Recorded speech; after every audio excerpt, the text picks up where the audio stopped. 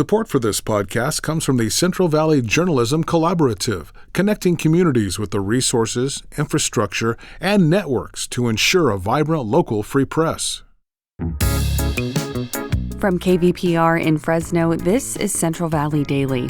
It's Monday, November 11th. I'm Elizabeth Arkalian. Coming up, the story of a talking pony fighting for its former owner who's been accused of murder. But it is the story of a pony who has not seen the one little girl that he really cared for 25 years. So he's now getting older, but at the beginning quite driven by desire for revenge. We will hear from the Central Valley author behind this unique mystery novel in just a few minutes. But first, today's headlines. Thousands of people are flocking to downtown Fresno this morning for the 105th Annual Veterans Day Parade. There will be road closures in the area, so beware. Opening ceremonies will start at 9:45. The parade begins at 11. This year's parade, participants will start at Fresno City Hall and end at Chuck Chansey Park. There's a new push to test more workers who might be infected with bird flu. As KVPR's Carrie Klein reports, that comes as 21 people and 259 dairies in California have reported the virus. Before, federal guidelines recommended testing only workers who showed symptoms. Now, the CDC says any worker should be tested after contact with an infected animal. That's after new research from other states suggested the virus is more common among farm workers than previously thought. Elizabeth Strader of the United Farm Workers Union says undercounting is likely in California, too. We've heard from farm workers and community members and veterinarians that symptomatic workers are clearly still working. Strader says many don't have enough paid sick leave to cover 10 days of isolation. Others fear retaliation. When you level the playing field and say, okay, everyone is going to get surveillance testing, that means it no longer requires the worker to step forward, defy the spoken or unspoken wishes of their employer. For now, there's no evidence that the virus is spreading between humans. For KVPR News, I'm Carrie Klein. President-elect Donald Trump has called for high tariffs on Chinese products coming into the country, but researchers say that could backfire on California's agricultural industry. The Fresno Bee is reporting retaliatory tariffs on California goods could result in a tariff war and cost the farm industry $6 billion annually. That would increase the cost of selling almonds, wine, and dairy products. Another challenge farmers see is a promise of mass deportation. A large share of the farm labor in California is undocumented. An iconic bar sign that was missing from Kern County for 7 years was finally found last week. Officials with the Kern County Museum say the old Trout's bar sign, shaped like a giant rainbow trout, was located in Tuolumne County. In its heyday, Trout's Bar hosted the likes of Merle Haggard and Buck Owens. Kern County Museum Director Mike McCoy says recovering the sign is special because it's part of Bakersfield's music legacy. People thought, well, it's just a piece of metal, but it's not. It's a whole story.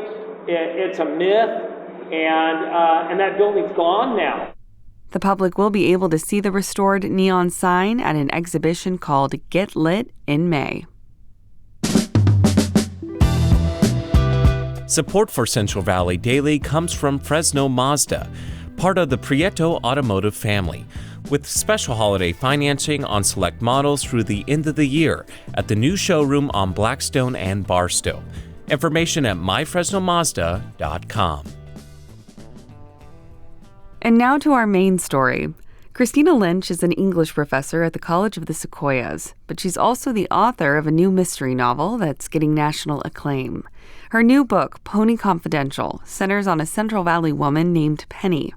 Penny's been arrested for a murder that she allegedly committed 25 years ago when she was just 12 years old. The book takes readers on a journey where Penny's childhood pony fights to prove Penny's innocence. And by the way, the pony can talk. Lynch recently joined me to discuss Pony Confidential and what inspired the book's unique plot. Different from my other books, I really was entertaining myself when I wrote the first draft of this. It was during the pandemic and so much darkness in the world, and I was spending a lot of time with my pony, and writing a story from a pony's point of view. I was also teaching world literature at COS. So I was teaching the Odyssey, was the first book on the reading list. And that, like the merging of the two things, riding my pony and teaching the Odyssey. So the book is loosely inspired by the Odyssey, and the pony is trying to get back to Penelope. And the Penny's story actually came later. That it was a novella that was only the pony's point of view of trying to find her. Mm. And then it floated for a couple of years without finding a buyer. And then when Berkeley bought it, they asked me to turn it into a murder mystery. And at first I went, wow, really? But I did, and that was where I expanded Penny's story. So, of course, I had to have Penny live here in the Central Valley. I think local readers will appreciate that in the first chapter. She's in Fresno. Yes, she is. At the courthouse. Not for a great reason. Not for a great reason. Hopefully, not too many people are too familiar with that feeling, but it definitely creates a sense of place for people that I think you also described the Central Valley and the trucks going by with the tomatoes and the oranges, and it really creates that sense of place. How did you decide to incorporate our local region? I mean, it could have been a fictional place. What inspired you to do that? Yeah, I think just spending time here, and I love this area. I moved here about 21 years ago. And bought a little house in the foothills, and I teach in Visalia. And I love this area. I love the fact that we grow so much of the nation's food. Mm-hmm. And even driving here to the studio today, I'm going through orange groves. I'm passing sheep. I'm passing cattle. I'm passing stone fruit and vegetables. Like, it's incredible.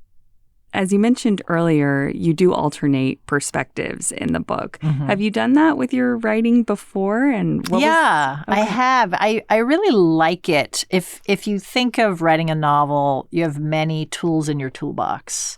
And one of the things that you can do to build suspense is to shift between different narrators. And my previous novels, I have used shifting viewpoints. In The Italian Party, which takes place in Siena, Italy in 1956, you have the point of view of a husband and a wife who are keeping big secrets from each other. So the reader is in on them, but they are not. Dramatic irony, I think that is. Yes. Yes. And then in Sally Brady's Italian Adventure, my second novel, Sally is an American girl who is trapped in Italy during World War II. And you alternate between her point of view as an American who ends up being undocumented and loose in Italy, trying to stay one step ahead of fascism, and then an Italian who has been kind of strong-armed into doing things that he really does not believe in, and also his son. So there's 3 points of view in that story. So I love the shifting POV. Sure, and I do agree. It does create suspense. This time, though, you did it from an animal's perspective. I did. That seems like it would be fun, but also, how familiar were you with the equestrian industry or horses in general? How did you prepare and research to do that? I had, even this morning, was awakened by a screaming pony not far from the back door. So a lot of life experience. Of life experience, yeah. I didn't have my own pony growing up.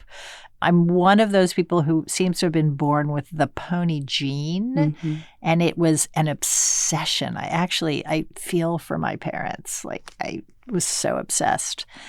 But so I've had horses for most of my adult life, and they live in the backyard. So really up close and personal with their personalities. And they do really have very distinct. Each of my 5 equines has a really distinct personality. Well, on the cover of the book, it's great. It's bright orange, and there is that deerstalker hat, which is very reminiscent of Sherlock Holmes, which I love. Give us a little idea of the mystery that needs to be solved in Pony Confidential without giving too much away. I won't give too much away, but it is the story of a pony who has not seen the one little girl that he really cared for 25 years. So he's now getting older. but at the beginning quite driven by desire for revenge because she up and sold him without an explanation. And what we discover is that Penny, who when we meet is an adult, we meet her in the present. So the pony's timeline is a little different than her timeline. And we meet Penny on the day that she is arrested for a murder of which she claims innocence. And so we know those two stories are going to connect. So the mystery is, how can a pony loose in the world find a missing human? And will she be cleared of this crime? So, yeah. Well, it seems like with so much going on in the world, it's the perfect time to read something like this. I think so. It's lighthearted. It's not, some people have said to me, oh, I'll get it for my kid. And I say, no, I think you should read it first because it's the first book for adults about a pony, as far as I know, ever. But it was written for adults. It's a very funny book, and it's quite sweet, but it does not shy away from the darkness. It does look at the ways that we sometimes treat animals and treat each other that are not ideal. Yeah, the description says it reveals the humanity of animals and the beastliness of humans. Yes, that it does. And where can people find Pony Confidential? It is everywhere books are sold, so I encourage you to visit your local booksellers. If you don't have one, it is also available at all of the online sites. That was my conversation with Valley author and professor Christina Lynch, whose new book, Pony Confidential, just came out this month. And that does it for today. Thank you for listening. If you like what you've been hearing on Central Valley Daily, support us by leaving a 5-star rating in your podcast app. Even better, share the podcast with a friend. Today's episode was produced by Jonathan Linden and KVPR with support from the Central Valley Journalism Collaborative. I'm Elizabeth Arkalian. Find the latest local news anytime at kvpr.org.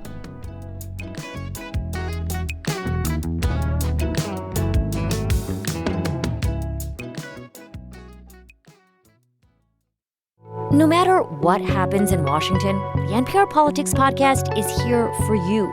For the latest news, insights, and analysis from the election and beyond, listen to the NPR Politics Podcast.